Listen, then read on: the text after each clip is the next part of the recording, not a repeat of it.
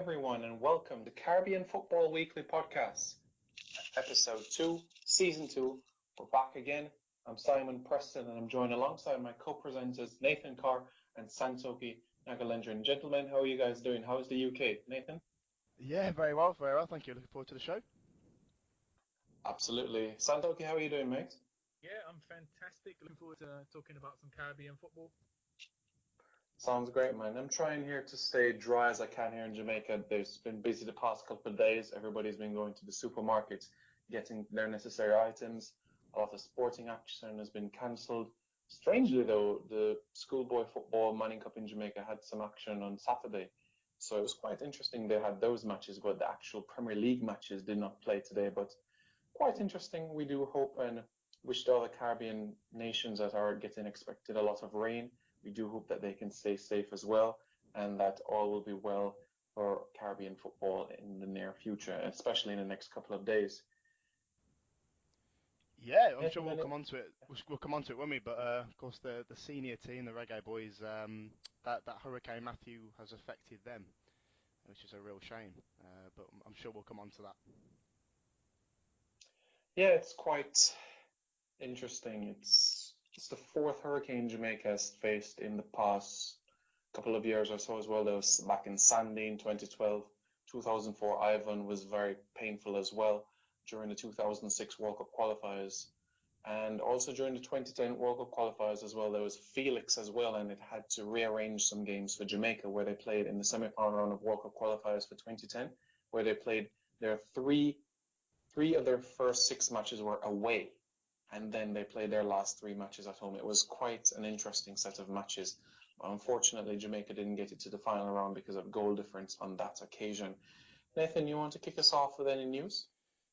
Yeah, so a bit of news on the under-17 World Cup qualifying front. I think we talked about this on last week's show, and while we're recording, I think the the third place playoff and the final are actually going on. But Haiti beat Cuba 5-0 in the final to successfully defend their under-17 crown. So they've won back-to-back under-17 titles now. The captain for Haiti, a player called Steve St. Duc, I think that's the right pronunciation. He really starred, he got a goal, and he actually came away with the Golden Ball and the Golden Boot awards. So he scored 5 goals in the tournament, and he looked a really, really good player. But yeah, Haiti pretty comfortably saw past Cuba. I was a little bit surprised by that, the nature of the scoreline, because Cuba are the only team in group play to take maximum points, getting 9 points from their group. And then Jamaica came in third, Curacao in fourth, and as we touched on last time, Suriname, virtue of the best third place team, they'll join them at next year's CONCACAF Championship. So congratulations to Haiti. And also, just on the club side of things, the CONCACAF Champions League group stages, they resume this week. And yeah, bad news for the Caribbean clubs because Central SC lost 4-1 to Vancouver Whitecaps on Wednesday. Don Bosco fell 3-0 to Monterrey, also on Wednesday. And then on Thursday, W Connection lost 1-0 to Honduras Progreso. So all three Caribbean clubs were in action. They were playing their first away ties of the group. And yeah, they're all officially eliminated from contention now, which unfortunately is kind of a recurring, consistent theme for Caribbean participation in the CONCACAF Champions League. The last Caribbean club to reach the knockout phase, of course, was Puerto Rico Islanders. I think in 2008-9, when it changed name to CONCACAF Champions League. So yeah, a shame for Caribbean clubs that they weren't able to move on. But I do believe that if football turns professional, widespread professional football in the Caribbean, then we'll start to see more success and better results for Caribbean clubs in that competition. But that's kind of the news my end, the under-17 World Cup qualifiers and the CONCACAF Champions League. All right, thank you very much, Nathan, there. And just a tidbit for everyone as well. We have seen a Caribbean player in the CONCACAF Champions League final. That was Jamaican international Andy Williams in the 2010-2011 final, where he was playing with Real Salt Lake, where they lost to Monterrey 3-2 on aggregate on that occasion. Very close to being the first Jamaican to play in a FIFA World Cup and a FIFA Club World Cup, quite close on that occasion. Santo, can you news your side? Yeah, just leading on from what Nathan was saying about professional football in the Caribbean, the Trinidad and Tobago Pro League kicked off this Friday. So it began on big start with the first game. Morvant Caledonia won 3-1 against Point 14 Civic. Now, what's interesting about the TNT Pro League this year is so it's going to be a shortened league from September to February for this edition, and then it will resume in April and run through until December, and that will be a permanent change. So the league will, from now on, regularly start in April and finish in December, which is keeping it in line with the North American league system, which is the same period of time in which the MLS runs. Having previous editions of the league have run alongside European time dates or September to May. So they've changed it to make it more in line with the American MLS. And also, interestingly enough, the prize fund for the league has gone down significantly. So it used to be 1 million TNT dollars, and it's gone down to 100,000 TNT dollars. So a massive reduction for the prize winners. A marquee signing for the Pro League has been Carlos Edwards, so a player in the 2006 World Cup for the Soca Warriors. He's returned to the league. He played in the first ever Trinidad and Tobago Pro League 15 years ago, and he's now returned for his second season 15 years later. So it'll be interesting to see how he adapts and mentors the younger players in the league. Yeah, can I just come in there as well? Angus Eve has also become Club Sando's new head coach, hasn't he? The all-time Trinidad and Tobago records cap holder, Angus Eve. So he'll be in charge of Club Sando this season. Yeah, quite interesting. Thank you very much there, Santoki, for that news, and good point there, Nathan, about Angus Eve, the man from Trinidad and Tobago, the former 5'7" player who amassed over 117 caps for Trinidad and Tobago with 34 goals to his name. Quite an expeditious player during his playing days. News from my side, you'd have to say Theodore Tapper Whitmore being the interim, you could say, coach of Jamaica for these Caribbean Cup matches, although we're not sure of the exact date for the Jamaica versus Suriname clash. It has said in a press release sent out by the JFF on Sunday that the date for the Jamaica-Guyana match will not be affected. However, what we do know is that Theodore Tapper Whitmore is back with his fourth stint in charge of the national team with Arnett Gardens head coach Jerome Waite as the assistant coach. I'd love your guys' thoughts on this matter first, starting with Nathan on this. Well, yeah, I think the whole situation's been dealt with pretty poorly. I think. I mean, the confusion that went on with Carl Brown and the JFF contacting him with the whole 100 US dollars per diem offer, him not knowing, and then with Schaefer still in the job seemingly as well. It all seems a bit messy, to be quite frank.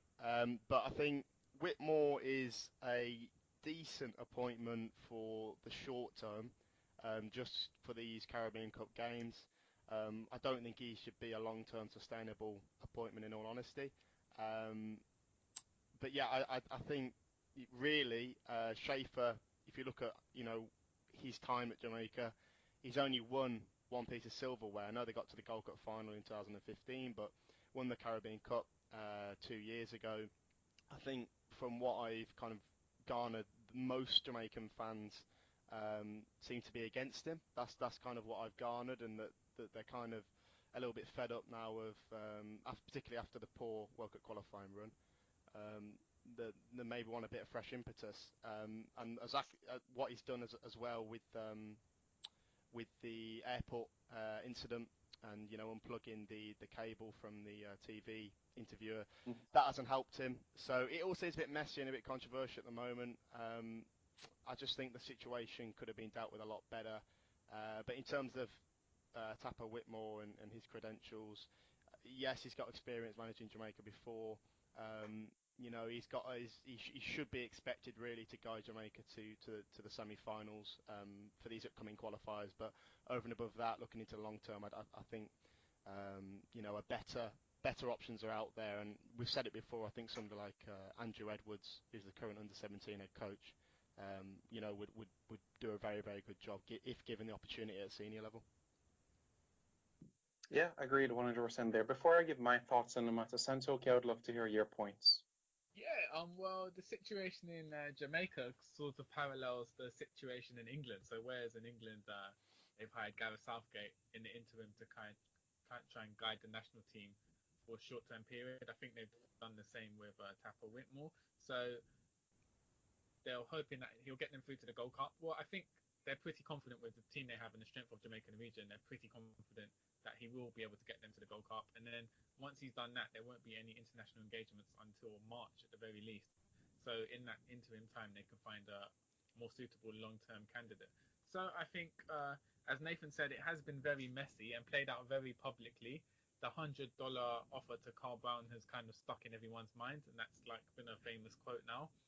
And it could have been handled a lot better. So while I feel the Jamaica camp is in disarray at the moment, I do feel that it won't necessarily affect their progress on the football pitch in regards to their upcoming CFU games against Guyana and Suriname.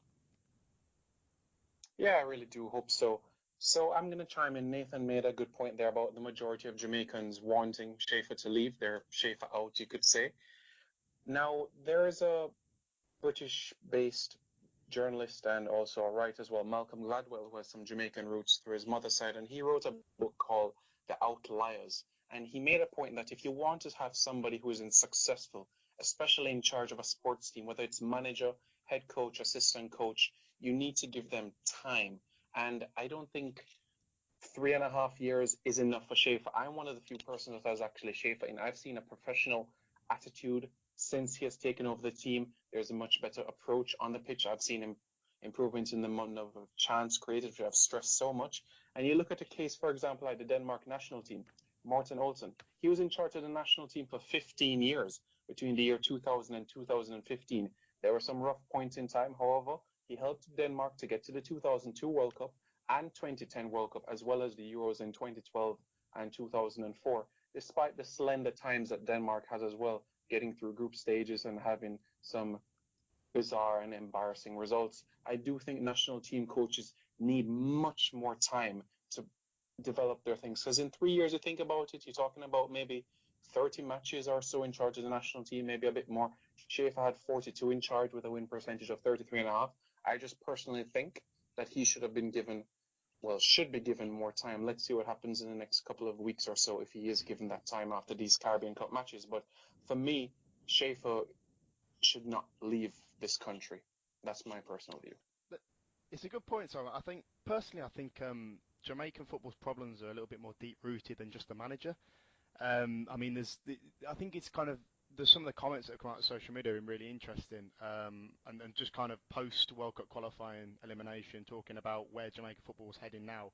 I'd recommend reading a piece or a series on kind of the revolution time for Jamaican football. It's written by a guy called Machel Turner. Who you might have heard of, Simon. I think he's worked with the JFF before, and he's basically talked through the kind of steps that Jamaican football needs to take now in order to qualify for Qatar 2022 and become like a top four nation within CONCACAF. That's he writes very well, and some of the points that he brings up are quite interesting. But I think what he said really is that Jamaica need to try and use a core group of players and not use any players that are over the age of 26. I mean, we've talked about it before. But if you look at the squad, there's some older veteran players now, some deadwood that needs to, I think, kind of be cleared out. I mean, the latest squad's obviously locally and American-based players. But some of the squad selections have been a little bit confusing under Schaefer, and that's one of the criticisms that I kind of lobby at him. Ignoring players that are on good form, and prioritising some Red Stripe Premier League players that really have no right being in the squad. I take your point on the longevity, but I just feel that he was kind of hired, wasn't he, to take Jamaica to the World Cup in 2018, and Yeah. he hasn't obviously achieved that objective. So you can understand the question marks and understand why fans are so kind of disgruntled at the moment, and the manner in which they lost as well in World Cup qualifying. It's understandable why the disappointment is there, and why the JFF are kind of – considering or moving into changing things. It's just a very, yes, I take your point as well. It's just a very bizarre sort of situation because we're in, because if you look at a period between 2006 until now, 10-year cycle, we've had 10 coaches in that 10 years. So you're talking a coach every year. It's like you would see something at Chelsea Football Club. It's not something that you'd want to see a part of the national team. I like continuity. I like stability. And when you bring in a new coach, a new philosophy, that means you're going to take more time to adjust to this sort of system or that. Behind the scenes, you don't know which players will be able to integrate in that sort of system. But I take your point as well. Yes, 2018 was the aim, and we did not get to it. However, we know how it is in football. Time flies. There are other tournaments in between that, and you would hope that you keep core players together and they can help you press forward into the 2022 sort of system. Because, yes, there are a few players a part of the national team of Jamaica that I would say wouldn't be part of that. Like you look at Joby McAnuff, who is close to 35. I don't think he'll be given another World Cup qualifying cycle. Wes Morgan at 32, it's hard to say. Jermaine Taylor at 31. And then other than that, you look at some players in their 20s and mid-20s and you say to yourself, well, it's not a bad core. But let's see what the future has to bring, though. Santo, you want to add Yep. anything to that? Yeah. Yeah, no, I agree. There does need to be more consistency in the managerial appointments. I do feel though that Jamaican expectations are very high due to the legacy of the '98 Reggae Boys, and so there's kind of an expectancy that they should be qualifying for the World Cup, and maybe this makes them hot-headed in terms of sacking managers. So I'm going to be interested to see. Do you feel that Jamaica are overconfident or have their ambitions too high when it comes to qualifying for World Cups? Overconfident, I would say no, but it just shows the ambition that we have, not just because we've done it in the past, but because of the caliber of players we have available to us as well, not only in English leagues, but across different continents of the globe as well, Scandinavia as well. You look at the American League as well. So there are options available to us, and with the caliber of players across those sort of continents and leagues, you'd expect that Jamaica is not only the cream of the top of the Caribbean, but also should challenge in CONCACAF as well. So I wouldn't say it's too much, but as I've said in previous episodes on the show back in season one, we're put in a group of death in World Cup qualifying, and we failed. So that's the way it is, and we just have to move on from here. So, gentlemen, a very interesting point I would like to share with you is the Golden Boy Award, which is coming up quite soon. We've actually had a Caribbean-born winner, came in 2014 when Raheem Sterling won it. Obviously represents England now, but he's a Caribbean-born player. We do have another Caribbean-born player that has been nominated for this award, and that's Leon Bailey of Racing Genk of Belgium. And you look at the list as well, some top quality names are part of this list. You have Dele Alli of Tottenham. I'm sure that Santoki will admire that. You have Moussa Dembele of Celtic, Marcus Rashford of Man United. Some top quality players, Iheanacho of Manchester City. Nathan, what are your thoughts about this award? You look at how Leon Bailey has done this season, averaging a goal and or assist every other game in Belgium. It's quite remarkable, isn't it? You actually did a piece on him too. Yeah, that's right. Earlier this year. So, I mean, he's done really, really well since he joined Genk. And quite an interesting kind of story in that he came through the Phoenix Academy in Jamaica, and his adoptive father, Craig Butler, kind of helped him with his development. I know that he went to Europe before joining Genk, but he's done really, really well. Had a very good debut season, won the Belgian Young Player of the Year award. And I think I read the other day he's got 6 goals and 3 assists, something like that, in the Europa League so far with Genk. And I mean, you said some of the names there on the list. I think it's only right that he's amongst that kind of company. And even now, there are reports online that he's been linked with the likes of Manchester City, a couple of Spanish and Italian clubs. And we've got to remember as well, he's only 18. Only 18, and his ability is just there for everyone to see. I mean, you can't really talk about him without bringing up the Jamaican link with the national team, and it seems as though his relationship with the JFF isn't all too great, and that he's expressed a desire before to play for Belgium. That will he will be eligible for them if he stays in Belgium for 5 years or more.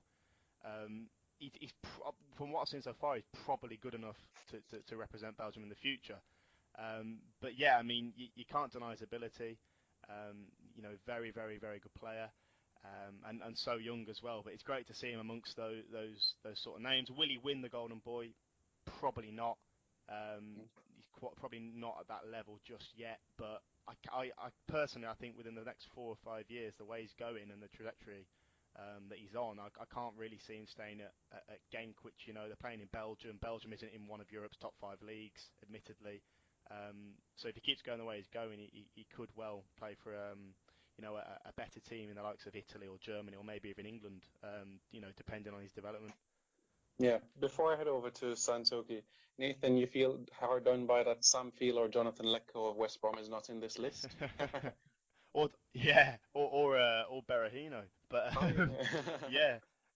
no, I am a little bit disappointed actually, but I'm not sure that you can compare Sam Field to the likes of Gabriel and so on. Very true, but you never know. Let's see. Santoki, what do you think? You think Dele Alli will just nip it? Yeah, I mean, you'd have to say Dele Alli was the favourite for that award. Been amazing performances for the last 18 months of season for Spurs. So yeah, in regards to Leon Bailey, yeah, very talented winger, very exciting. It's been rumoured in the English media that Manchester United and Manchester City have both sent scouts to Belgium in the past month to view his performances, so they've got an eye on him. And also, Genk does have a history of players progressing through their ranks and making it to the Premier League. So Kevin De Bruyne of Manchester City and Courtois, the Chelsea goalkeeper, both came through the ranks at Genk. So hopefully Bailey can follow in their footsteps and make it to a top club in Europe, which he has the potential to do.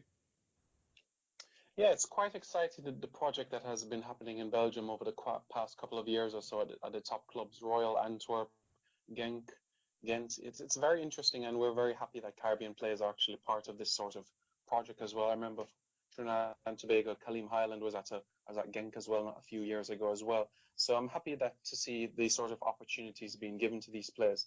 Do I personally think that Leon Bailey is going to win it? No, but I think it's quite admirable that he's in this sort of company. You think about Kingsley Coman as well, Bayern Munich, some top quality names part of this list. I just personally think that Marcus Rashford is going to win it. It's been a phenomenal season that he's had so far, and on the fringes of the England team and actually been called up to the senior team. I think he is the one to win it this year. So let's see what happens. But if you look at the past winners as well, there's some top quality names. You think about Rafael van der Vaart, Wayne Rooney, Messi, Fabregas, Aguero. So Leon Bailey is in good company as it comes to nominees, So it's something to be proud about where the Caribbean is concerned.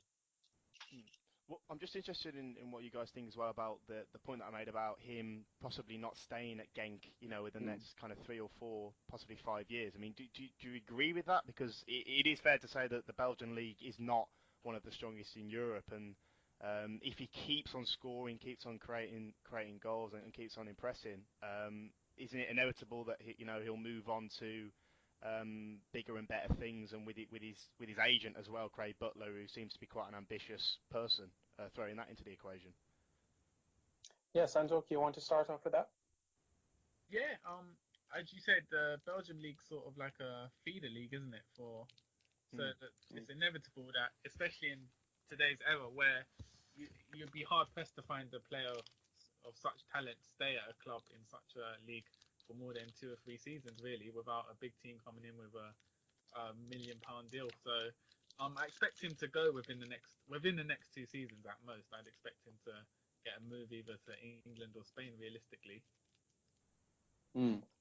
Yeah, I would love to know from you guys as well about the England situation. I'm not quite sure about it, because with all the Brexit talk that we've been happening early in this year, in the next 2 years or 3 years, what is going to happen to professional football players who move from the EU to England? Are they going to need a visa to go into England? How is it going to be? That's the only concern I have, because I think he does still have a Jamaican passport, and it's a Schengen visa that you would have to travel across Europe outside the United Kingdom or Great Britain. So it's quite interesting to see what would happen.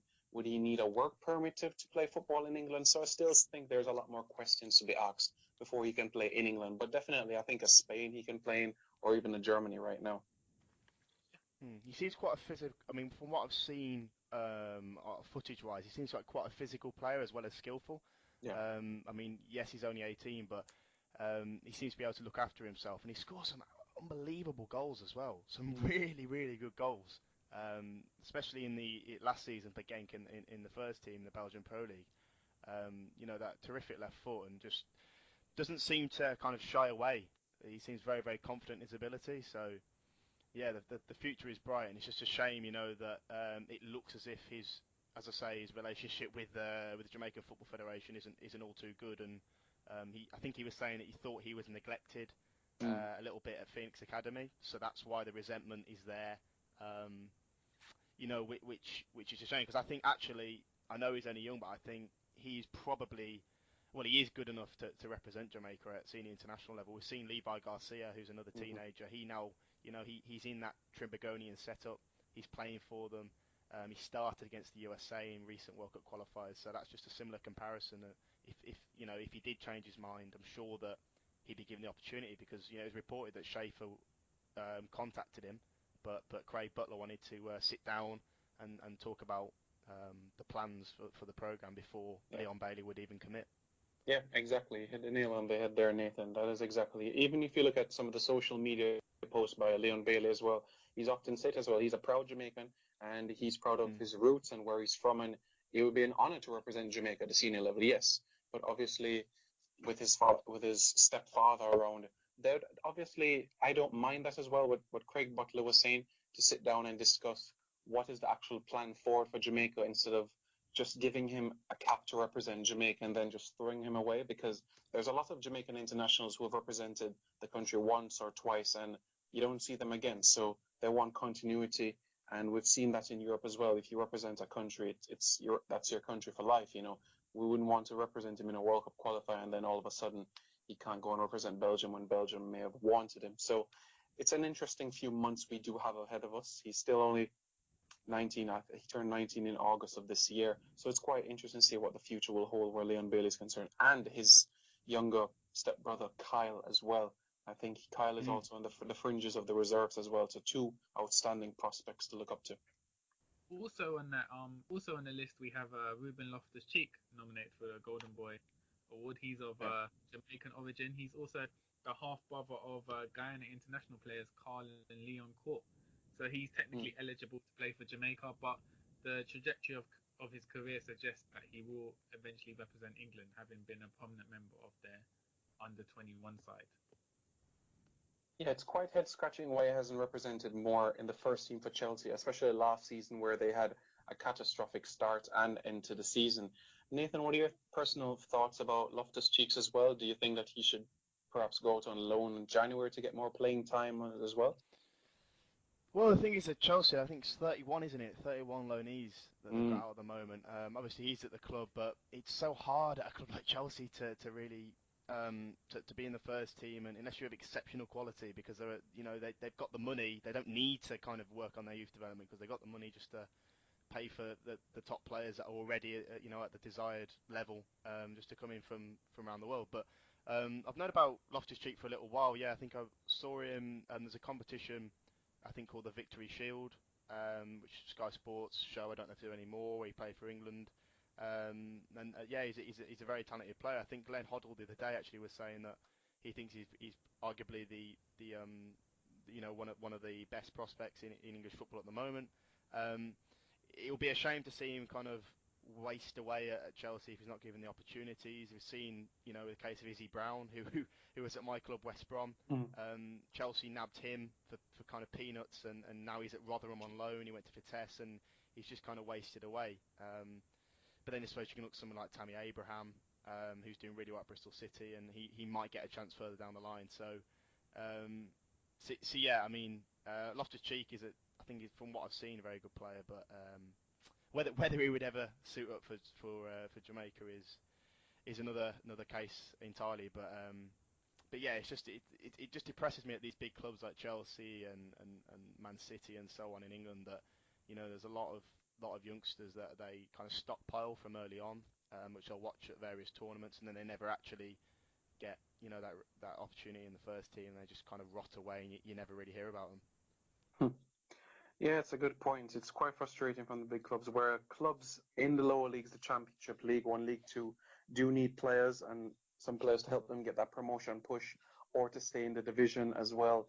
and these young players can give them that opportunity, but they refuse to let them go. It's quite bizarre. Why would you keep them just to play in the under 23 in the reserves? But it's quite sad. Even Larnell Cole, who was born to is the son of Andy Cole, who is of Jamaican origin as well. He was at Manchester United as well.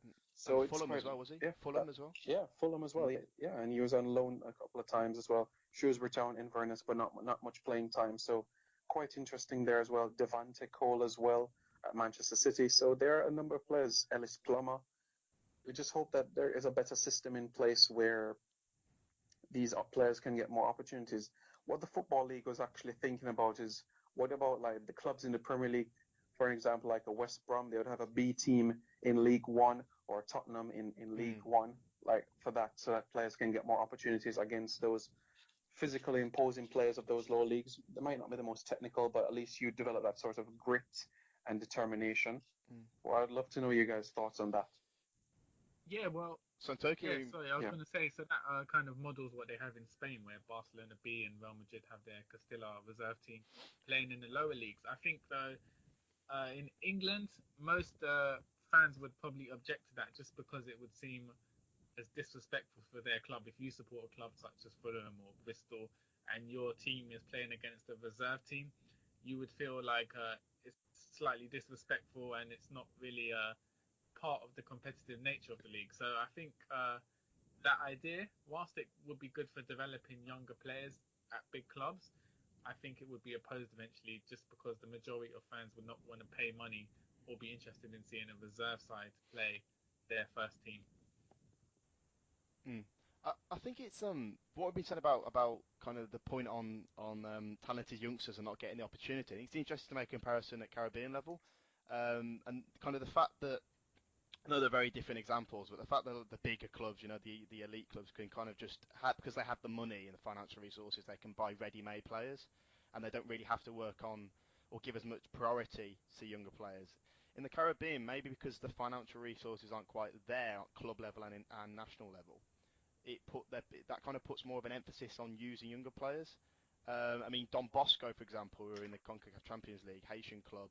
I know that they've got a player called Kenley Deed. I think he's around 16, 17, and he's been given, first team football, and he's thriving off that, and he's developing as a result. I know that internationally as well, if my memory serves me correctly, Lee Ramoon. Yeah, Cayman Islands, yeah. I'm sure you guys, from the Cayman Islands. I mean, he made his international debut at 13. I mean, would that ever happen in Europe, or I know that's looking at it internationally, or in South America? I think basically what I'm trying to say is I think there's a greater priority on younger players because there's a greater need, and it kind of stretches the resource a little bit more. Cameron Heppel is another player. I think he made his debut for the Bahamas at something like 15. And I mean, he's kind of played for a lot of clubs since then. But it's just interesting that I think Caribbean generally at club and international level, they have to rely more on the younger players, and as a result they get more opportunities because there isn't always the resources there for to kind of stunt their development. I don't know if you guys can think of any other examples, or you kind of agree with that point. Yeah, I agree with that point. You can only think of a few off the top of your head, like Martin Odegaard of Norway when he was 15, when he played against the UAE back a few years back in 2014. But yeah, I agree with you. I hope that there are opportunities in the future for these younger players, especially of the Caribbean roots, because especially you look at the Jamaican national team example, and you spoke about it back in season one, Nathan, about the continuity of the younger players, Damana Solomon, Andrew Vanzi, who went to the big tournaments, who went to Chile, who went to Copa America, but one part of the World Cup qualifying squad. So it was like, what was the point of carrying those players above? Was it just for them to get a free trip across the globe? What was it for? So there needs to be some sort of continuity so that you can see some improvement, because these players are just going to go back to their club. What other improvement is there for them, Yeah, no, I completely agree. I think continuity is massive, and I mean internationally, you look at a country like St. Lucia, and they've been able to. Their under-17s qualified for the CONCACAF Under-17 Championship, and then the same bunch of players are now qualified for the Under-20 Championship. Look, Curacao, and they're under 15s, and then the same bunch of players, have qualified into 17 tournaments. So, there's the continuity is really important, and there's obviously a theme develops there where you kind of build familiarity as a group over the years if you keep on playing with each other. And I think really at Caribbean level, it doesn't happen enough, and I think that the random kind of call-ups that happen from the diaspora kind of make it a bit more disjointed and break that up. But if you're a smaller nation, you need to rely on that more. That's kind of my initial point in that, if you've got a lesser player pool, using the same bunch of players at every tournament, it will inevitably help you out, I think.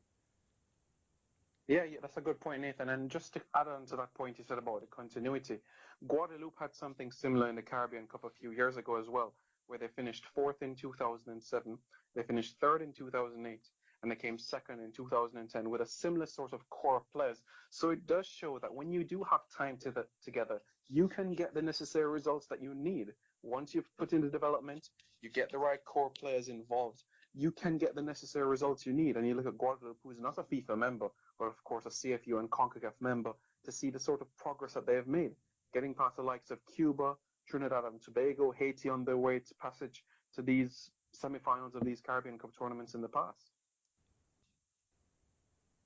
Mm-hmm. No, yeah, it's very important, as I say, the continuity. Guadeloupe's a good example. Just to say, sorry, St. Lucia, they haven't actually qualified for the 20 championship because the qualifiers are later this month, but they have qualified for the final round at the Caribbean level, if that makes sense. Yeah. But I know that the technical director, I think Cyril Pod, is doing a lot of work, to try and kind of keep the same core nucleus of players together.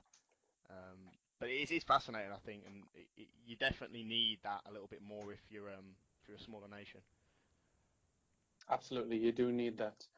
Now, gentlemen, we're going to move on to the squads for the Caribbean Cup. I'd like to first throw out the question to Santoki for this. Are there any surprises you see from any of the teams? Santoki, I saw a tweet from you a couple of days ago about the situation with Neil Dans. What can we expect from Guyana? Any surprises, any shocks, any things for us to worry about? So Guyana, they'd initially named a 50-man squad, training squad, and last night they shortened it down to a 22-man squad, which is nearer to the final 20-man squad, which will eventually take place in the games. Regarding the actual squads, it's very not due to anyone's fault, but it's a very weak squad, a thin squad, due to a lot of injuries and players making themselves unavailable. So, as you said, Neil Dans is currently out injured. He played a league game in England yesterday and had a recurrence of a foot injury and had to finish the game early, and so that's ruled him out of the CFU games. Emery Welshman, who plays in the MLS for Real Salt Lake in America, critical striker for Guyana, he's been ruled out. First choice goalkeeper Anthony White, who plays in Canada, he's been ruled out of injury. And Sheldon Holder, who plays in Trinidad for Caledonia, another critical striker, he's been ruled out. So essentially the spine of the first team has been ruled out with injury. Gregory Richardson, affectionately known as Jackie Chan in Guyana, he has made himself unavailable, so he's refused to, or for one reason or another, decided not to play for Guyana. And Shaquille Agar, the talented winger who plays in Canada, he cannot come because of school commitments or college commitments in Canada. So that's left a team which is largely made up of overseas players who didn't make the first team in previous rounds, and also local players who haven't played competitive football in about 4 months. So it's not looking very good in terms of depth or quality available to Guyana, but they do have a talented coach in Jamal Shabazz, and he does seem to bring the best out of them when they do get together. One positive is Warren Creval, who we mentioned last week, plays for Philadelphia Union in the MLS. He's been called up, he's got his passport cleared, and he will be making his debut for Guyana in the CFU games. So disappointed with the squad selection in the end, but hopefully they can rally together, work as a team. All right. Ian Greenwood as well. Ian Greenwood, the Englishman who's been appointed technical director. I believe he'll be out there, won't he? Yeah. Helping the Guyanese team out. So should be interesting experience for him as he embarks on a new journey as technical director there. I assume that he'll be working in tandem, Santoki, with Jamal Shabazz. Yeah. So I believe he lands in Guyana to start his job on Monday, the 10th of October. Okay. So the game against Jamaica is scheduled for the next day, so that will be his first experience of football in Guyana. And then hopefully he'll be working with Jamal Shabazz in regards to developing the first team and also youth development programs as time goes on. All right. Nathan, do you expect anything from this Guyana squad? Do you see them as a dark horse, potentially in the group with Jamaica and Suriname? I still think that, I know I said it last time, but I still think Jamaica will take the title. Guyana, I mean, quite a lot has been made of their preparation, their poor preparation, the fact that, Santoki touched on it, the local players aren't entirely match fit, but I think the positive is that Chris Nurse is back. He's now playing his football with Puerto Rico FC in the North American Soccer League. He's back, having missed June's batch of games when Guyana played US Virgin Islands and Curacao. He offers a bit of leadership in central midfield. Another interesting call-up is Kai Lyle. I'm not sure if Santoki mentioned him there, a goalkeeper from Barnet, a teenager, so he's come in. I think he's a fresh addition, isn't he, Santoki? Yeah, Carl Lyon, so he's a 65 goalkeeper. He's 18 years old. Although I do feel with Guyana, they've always had problems with the goalkeeping area, and I do feel he would be quite young and inexperienced to be thrown in this level, but hopefully he can perform to his best abilities in the matches. I mean, they've got a lot of injuries, that's clear, but Shabazz was saying it that kind of once the kind of the whistle goes, all of that will kind of be forgotten about. They need to try and maximise, the players that they have been able to call up. So Nurse, I mean Sam Cox, the recently appointed captain, he'll be pivotal as well. So yeah, I think it's obviously a weakened Guyanese squad, but they might be able to, get second place, which might get them into the playoff matches. But I still think Jamaica are going to take it, even with their locally and American-based players. Suriname, interesting enough, from Group 1, I haven't seen anything on their squad as of yet. I don't know if they've released that, but I haven't seen anything. Most of the squads generally, though, are out. The only countries that I haven't seen yet are Suriname, as I say, Haiti from Group 2, and then Martinique from Group 4. I haven't seen anything from them, but I know that Jamaica obviously released theirs, Ghana have released theirs, St Kitts and Nevis released theirs yesterday. So the usual UK-based players have came in for them. So Romain Sawyers, Lewis Maynard, Harry Panayutu, Jason St Just, but then quite a lot of domestic-based players as well for St Kitts and Nevis, who, as I say, I think they're actually going to win the group.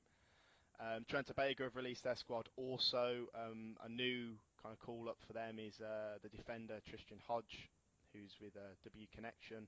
So Stephen Hart has shown faith in him and called him up, but kind of the usual core, the likes of Kenwyn Jones, or captain the team, Kevin Molino, Cordell Cato, Kaleem Highland, Jovin Jones, who had a great World Cup qualifying campaign. All of those guys are in.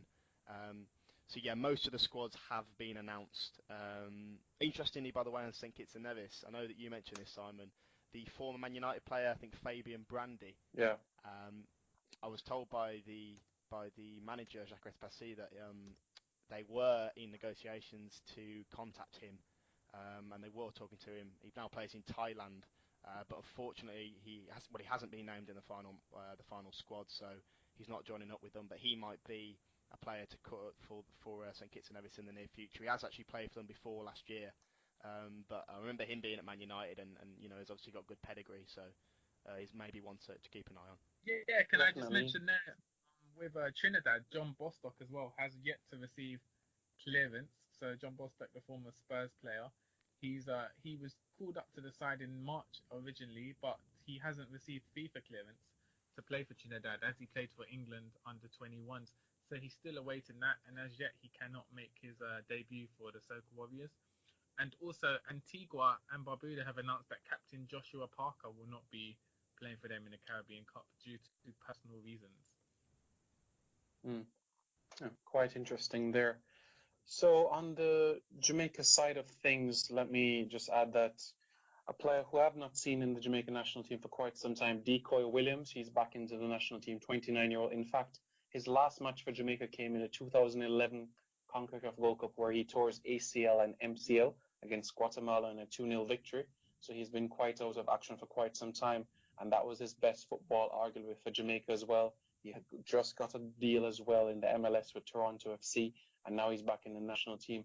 A player that Theodore Tapper Whitmore has liked at the central defensive role as well.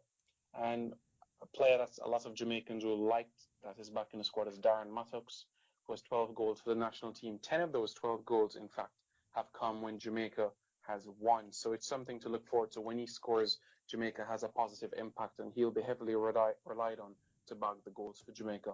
Andre Blake as well, the first Caribbean player to be drafted as number 1 in the MLS. He's in that list as well. So quality players, and should be enough to get to the semi-finals of the Caribbean Cup. Where that will be, only time will tell, but I do think it will be enough to get to the Gold Cup. 2 victories away. Yeah, there's also, just talking about other nations, there is also Puerto Rico squad that's came out, and there's a new call-up for Cody Lorendi, who's a goalkeeper for Oklahoma City Energy in the USL. So he's come in, born in the States, I believe, but qualifies through his Puerto Rican ancestry. And also a player that some listeners might remember, Luis Betancourt. He's only played once for Puerto Rico, but he scored a fantastic goal in his debut in May. It was a friendly against the United States, and Luis Betancourt scored a brilliant goal as Puerto Rico lost 3-1. He actually plays university football or soccer in the States, so he's got a call up along with Hector Ramos, who keeps banging them in for Puerto Rico FC. So Puerto Rico's squad is a strong one, but I still think Curacao are going to take the title in that group. All right. Certainly, we have some exciting action to look forward to. Santo, you wanted to say something? Yeah, I was gonna say, so for listeners who don't know, Jamaica have opted not to call up any European-based players such as Wes Morgan or Michael Hector. I just wanted to get your thoughts on that, Simon. Do you think they should have called up their strongest team, or do you think this is a chance for them to sort of blood the local players and youngsters against Guyana and Suriname in the CFU games? I personally would have called up the full strength team because it's a FIFA date and the players are available. But I personally think as well it's because of trying to be cost effective, which is the reason why they have not gone for these sort of players. Quite a risky move because in the past it has hurt us in the past as well, where the 2012 Caribbean Cup final round, which was in Antigua, and we didn't win a single game. We lost to French Guyana 2-1, and we lost to Cuba 1-0, and we didn't even score a goal against Martinique. So I hope it doesn't come back to bite us again. But it is an opportunity for some of the French players to see if they can get into future squads, whether it be the Gold Cup if we're 2 victories away. But, everybody has their different mentality and approach. I personally would have called up the strongest possible team available that is committed so that we can get these 2 victories. We have a spot in the Gold Cup. Now we have the opportunity after those 2 matches to experiment a little. Instead, we put ourselves in a situation where we're going to have to experiment a bit more before going into that Gold Cup if we qualify. So it just wastes a little bit more time, but it's a decision that has been made, and I'm still curious about it. So we're just going to have to hope that the MLS and local-based players are able to get the job done. I still think it's a strong enough squad, though, the Jamaican one, to finish top. You have to agree with that, Simon. I mean, there's still the blend there for the influence of the American-based players. The likes of Lawrence and Gordon and Watson that are going to be influential. Yeah, definitely. It's still a strong team. I still think that they have the capability to get the necessary 2 wins, and I do think that we will get the 2 victories. Just a bit disappointed that Mariappa was not involved as a player that has been committed to the national team since 2012. That is one player I would certainly have loved to be part of this team on 43 caps for Jamaica already.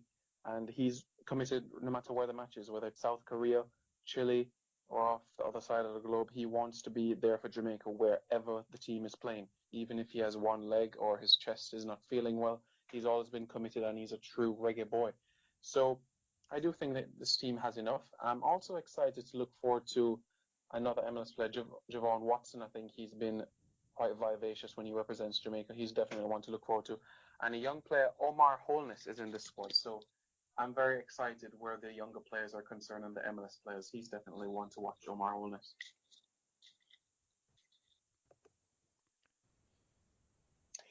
So, yes, gentlemen, we've gone through a number of the squads. Would anybody like to make any predictions as what they think the semi-final four would be, like their four group winners, you could say? I know last week we were thinking about it, but now that we have a week to process the squads, would anyone like to go in and say who the four semi-finalists they'll think they'll be?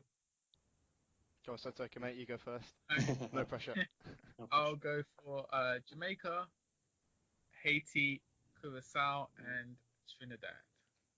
Ooh, interesting. Nathan, you want to go or you want me to go Yeah, first? okay, I mean, mine's pretty similar, really. I'm just going to swap Haiti round with St. Kitts and Nevis, so I think the Sugar Yeah. Boys are going to win Group 2. How about you, Simon? All right, I'm going to throw a boomerang in this. Jamaica, definitely, for Group 1. Group 2, St. Kitts and Nevis, the Sugar Boys. Group 3, I'm going to have the Benin Boys of Antigua. And Group 4, the Okay. Super Warriors, yeah. How come you think it's an interesting shout? How come you think Yeah. the Benin Boys will win over Curacao or Puerto Rico? I was just analyzing the statistics of the progress that they've made since 2008, the different rounds they've been through, and every year since those 2008, they've made at least one step further, you could say. They've been on the fringes of the group stages, but they finally were able to win a game in the group stages in 2010, 2012. They also did that as well, and they're scoring more goals. So I look at that pattern and I say this should be the time. Hopefully, you look at a player like Dexter Blackstock's ability. Hopefully, he'll be involved. I'm not sure if he is involved, but I think if a player of his caliber will certainly add something to this Antigua team. And you look at the matches as well, they're playing Puerto Rico at home at the Antigua Recreational Ground in St. John's. So that's a massive game for them. And they'll play Curacao in Willemstad. So They exciting. did play group. Puerto Rico, didn't they, in the last round? Yes, that's correct. Yep, losing an extra time. But there has just some concern over the Benin Boys and the fact that their training ground has been unavailable to the local base players, so they haven't been able to actually use the Antigua Recreation Ground for whatever reason, which is a shame for them because there seems to be this is a kind of recurring theme that a lot of the nations heading into these qualifiers they haven't been able to prepare adequately, and hopefully that doesn't cripple their performances too badly. Yeah, they have called up Dexter Blackstock though for the team, and as I mentioned earlier, Joshua Parker unfortunately won't be playing, which would be a massive loss for them. I do think the odds are stacked against them because they're playing Curacao away. Curacao tend to do very well at home and struggle on the road. So I think if Antigua were at home to Curacao, they would stand a lot better chance of progressing through the group. And as Nathan pointed out, they did lose to Puerto Rico in the last round in extra time, so it'd be interesting to see whether they can reverse that result this time around. Yeah, it'll be very, very interesting to see. The Caribbean is quite interesting. The only thing on that occasion, it was played in Bayamon in Puerto Rico. This time it will be in St. John. So let's see if the reverse result will take place. And I'm going to go out on a wing here and say that the team that will go into the fifth place playoff will be Martinique. That's a good shout. I tend to agree with that. I think they're doing very, very well in qualifying so far. How about you, Santogi? Yeah, in terms, I'd have to go Martinique. I think very interesting group. I think that fourth group will be the tightest in terms of the finish between Trinidad, Dominican Republic, and Martinique. Three very good teams, and it will be tricky for Trinidad to progress. I agree. Also, not to rule out French Guiana as well. There's so many possibilities, but I think French Guiana as well are somewhat of a dark horse from Group 2. So really exciting. Really hope there's some streams. Who do we think is gonna come as runner-up in Group 1 in the El Clasico of the Guyana, Suriname versus Guyana? Who do you think will sort of prevail? like the El Clasico of the Guianas. I'm going with Suriname. Oh, okay. Yeah. Sorry, Suriname. Sorry. Yes, for me. Okay. I just think Guyana have a bit more star quality. That's the only real reason. I mean, Suriname were quite fortunate in the first round that the French Saint Martin dropped out, so they got automatic qualification. They weren't truly tested. Yeah. And then they obviously got through against St Vincent and Grenadines and St Kitts and Nevis, and it didn't they'd actually get through to this stage, to be perfectly honest, Suriname. But yeah, it's interesting. We'll see. I just think Guyana will edge it personally. Second position. Yeah, definitely. I'd have them for Suriname for second position in this group. Let's not forget as well. Also beat Guadeloupe as well to get to this round. And Guadeloupe, the Guada boys, has pedigree in this region as well. From Group Two, quite interesting. I'm gonna have Haiti finish second in this group. Ooh. It'll be interesting.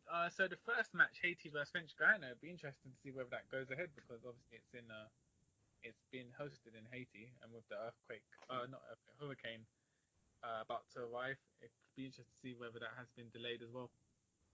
Yeah, I'm sure. Let's hope it's not postponed. Yeah.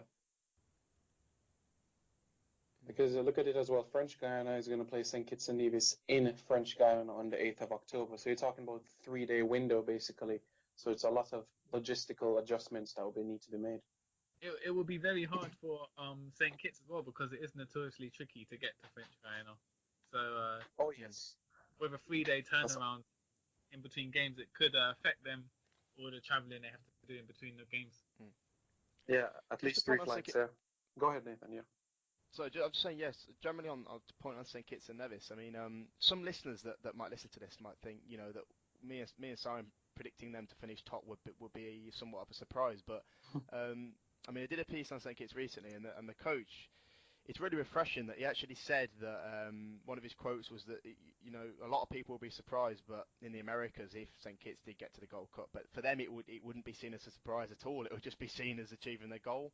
So I think their ambitions are pretty high, but I do genuinely believe that it's within their capabilities to finish top. I know Haiti will be the favourites. We've talked about that. Traditionally, they've had more success, but I just feel that the time is now for St. Kitts and Nevis, and the squad is gelling at the right time. And I just think Chagres Passy has done a terrific job, and he would have done his homework as well. I know he's very meticulous, so I think there's just an interesting little sub story there on the fact that a lot of people will think, wow, St. Kitts and Nevis, population of under 100,000, would that would be kind of amazing for them to finish top, but for them, it'd be seen as just achieving a goal that they've had for a little while now. It's interesting if we look at the schedules, those teams who don't end up making the semi-finals and or the Gold Cup, they'll end up not playing a competitive game throughout the whole of 2017, and so be interested to see how the teams change and coaches change within that period. And it's also a reflection of Caribbean football that you can go long periods without playing competitive football. That's a good point. I think that's why we need these little stopgap tournaments like the ABCS tournament or the Windward Islands tournament. Do you know what I mean? Or whatever. So these nations can actually play, because it's not healthy. It's not good to have such a long break hiatus in the calendar. I mean, assuming the Caribbean Cup's going to be held in 2019, the next edition, it means qualifiers would be mid to late 2018. So that would be a year and a half gap in between next competitive game, and then World Cup qualifiers will be 2019. So we a long gap between now and the next set of competitive games for those teams who don't qualify for the actual Caribbean Cup semi-finals. Yeah, it's very true about the sort of different period. And Nathan, I remember when you started the Home of Caribbean Football in 2012 as well, you also did a piece about the Overseas Football Cup. In French would be the Coupe de l'Outre-mer. Yeah, with French Guyana, Guadeloupe, Martinique. So brilliant pronunciation there, mate. Practice. You've been practicing that, haven't you? I got an A in French in A levels. You know what I mean? Showing off. But yeah, I mean, you look at those different tournaments for those French-speaking territories as well. I think, why not for the English-speaking? Why not in the Commonwealth Games have a football tournament? Why not? No, I'm all for that. All for that, because obviously you've got a tournament for the Dutch speaking. You've got a tournament you did have a tournament for the French speaking. I don't think that runs anymore. And then Bermuda participate in the Island Games.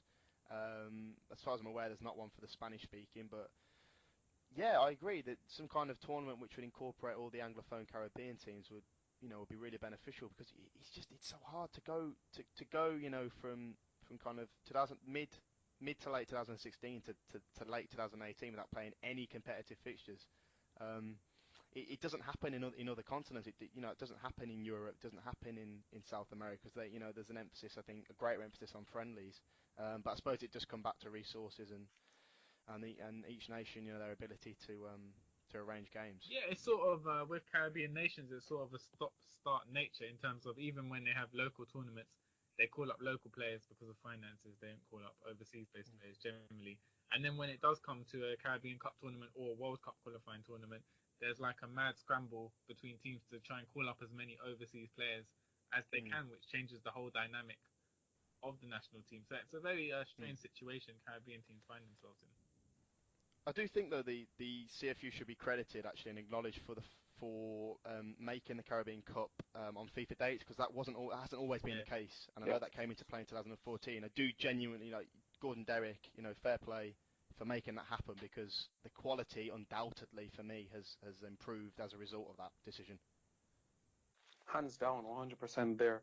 Agreed, Nathan. When you have these matches on FIFA dates, more players available, and it gives the opportunity to arrange matches. Look at a country like St. Martin. I'm speaking about the Dutch one, the Dutch St. Martin. They played in the Caribbean Cup qualifiers in this time around, yes. But the last time they played was back in 1997. Every single Caribbean Cup edition they withdrew or they did not enter, and that comes down to financial resources as well. So you talk about 2 decades of inactivity. That's just mad, isn't it? And every single, if you look at the composition of their squad for March, every single player was making their debut pretty much. Yeah. They were all making their first appearance. Yeah, their first appearances. It's a whole new program, and I'm glad that you brought them up actually, Simon, because I've spoken to the St. Martin FA president Sudesh Singh, and I'm hoping to bring out a piece on them, because you don't hear much about St. Martin at all. So hoping to bring out a piece on them and all about their football. Do we think the St. Martin players have got a calendar with 2036 marked down for their next appearance? Yeah, they miss 2 decades, then play. Miss 2 decades, then play. Oh man, it's quite interesting. But definitely we've had such a wonderful discussion today, gentlemen. Despite the weather in Jamaica, it's quite a pleasure to hear from you both, and thank God the weather has not affected much of the island today. We're expecting a lot of rain today. We did get the rain, but no activity in terms of houses or strong breeze making any sort of movement, no trees falling down. So that is excellent news, and we wish for the rest of the Caribbean, the Eastern and also the Western Caribbean, especially the Great and Antilles countries as well, stay safe and stay warm. Gentlemen, Nathan, Santoki, any last words you'd like to add before we sign out for episode 2? Nathan? Just to say, obviously, thank you all for listening. I am actually going to be doing some coverage on the Caribbean Cup qualifiers in this coming week. Gentlemen, Simon, you are going to be covering Jamaica, and Santoki, Guyana. So also got a person called Nadiv Mills, who's going to be our St. Kitts and Nevis correspondent. Funnily enough, Nadiv actually got in touch, and he used to represent St. Kitts and Nevis at youth level. So hopefully he'll be able to bring a little bit of insight for us. But that will be on my website, www.thehomeofcaribbeanfootball.com, and we'll be doing a bit of analysis and generally reviewing the qualifiers. So please, everyone, keep your eyes out for that and stay tuned. Thanks very much, Nathan and Santoki. And just echoing what Nathan said, thanks to everyone listening. If anyone from the CFU is listening to the show, some streams of the games would be greatly appreciated.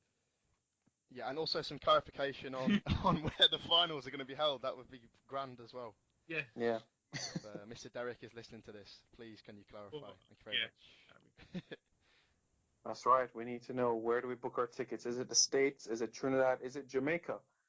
Come on, let's get Nathan and Santoki to Jamaica. Hashtag bring them to Jamaica. Let's go. Simon, any last words? Any last words for the show?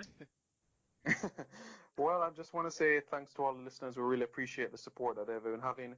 Season 2, episode 2. It's quite strange how the time has gone by so quick, but we're definitely looking to get this thing bigger and better. As we know, it's a niche, and it's definitely something that will catch on in time.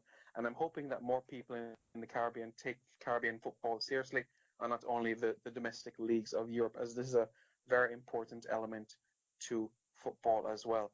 I'm Simon Preston, joined alongside Nathan and Santoki. Wherever you are across the globe, have a pleasant day, afternoon, or evening.